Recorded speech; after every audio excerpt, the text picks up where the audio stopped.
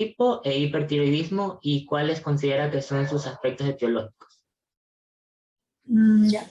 Empezando por el hipotiroidismo es una disminución de las hormonas tiroideas, una disminución en la producción de las hormonas tiroideas. Y esta disminución de las hormonas tiroideas puede ser por varias causas. Hay hipotiroidismos congénitos y hay hipotiroidismos adquiridos. Ahí viene hipertiroidismo. El hipertiroidismo es una producción aumentada de las hormonas tiroideas a partir de la glándula tiroidea.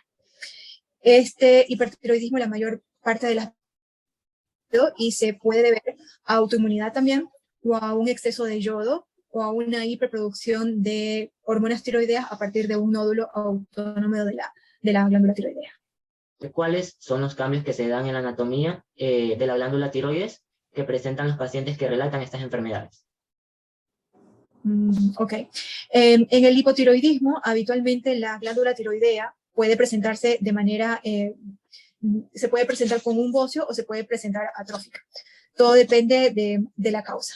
Por lo general, los hipotiroidismos congénitos se presentan con una glándula tiroidea atrofiada, o por ejemplo, en un hipotiroidismo autoinmune, de causa autoinmune, la glándula inicialmente es de tamaño normal, pero con el tiempo también se va produciendo, se va volviendo atrófica. Me gustaría que nos comente sobre cuáles son los cambios fisiológicos que se dan en el cuerpo.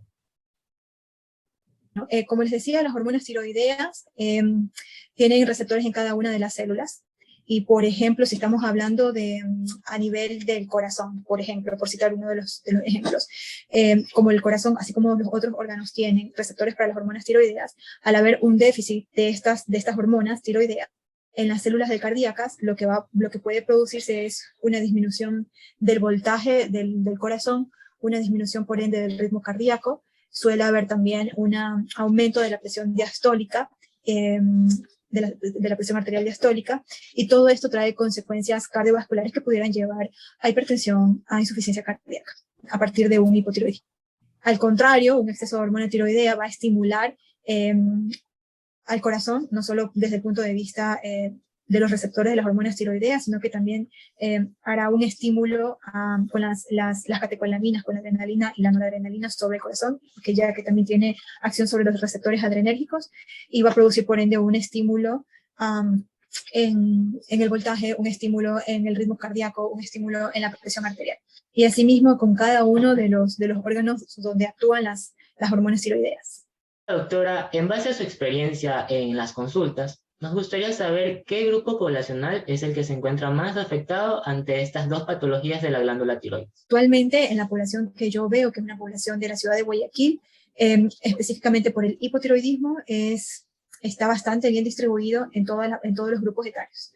¿Sí? No me sorprende ver a una persona de 15 años o de 20 años con hipotiroidismo, no me sorprende un hipotiroidismo diagnosticado en la franja de los 20 a los 30, y mucho menos me asombra ver un hipotiroidismo a los 70 años de edad. Respecto al hipertiroidismo, ese sí es más frecuente, el hipertiroidismo de causa autoinmune entre los 20 a 40 años en edad fértil, y el hipertiroidismo por causa de yodo o por causa de nódulos tiroideos es más frecuente verlos en los pacientes adultos mayores. ¿Cuáles son las manifestaciones clínicas más comunes que presentan los pacientes que atraviesan por estos cuadros de hipo e hipertiroidismo? Bueno, para empezar, los síntomas de un cuadro de hipotiroidismo primario no son específicos de la patología. Todo lo que voy a mencionar son síntomas que pueden aparecer en un hipotiroidismo, pero también en otra situación, como por ejemplo una anemia o alguna enfermedad crónica descompensada. El hipertiroidismo entonces está caracterizado por hiperactividad, taquicardia, hipertensión sistólica, palpitaciones, temblor, nerviosismo, aumento de la frecuencia de las deposiciones, bocio.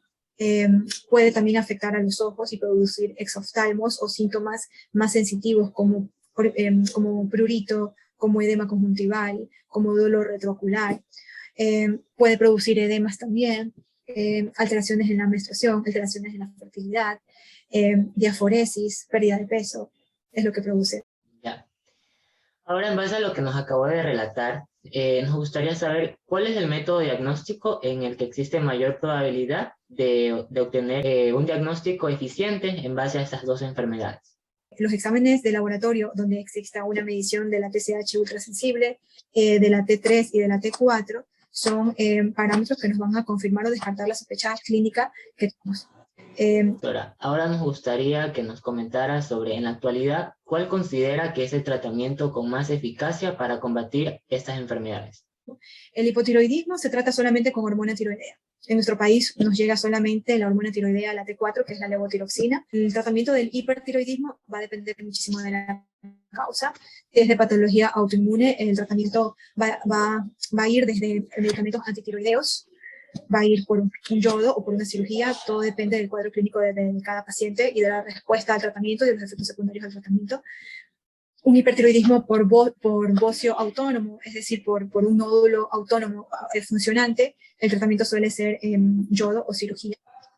Y el tratamiento por un hipertiroidismo a causa de exceso de yodo, de una sobrecarga de yodo, puede ir desde antiinflamatorios e incluso hasta antitiroideos también. También depende muchísimo de la exposición constante de ese yodo a la glándula.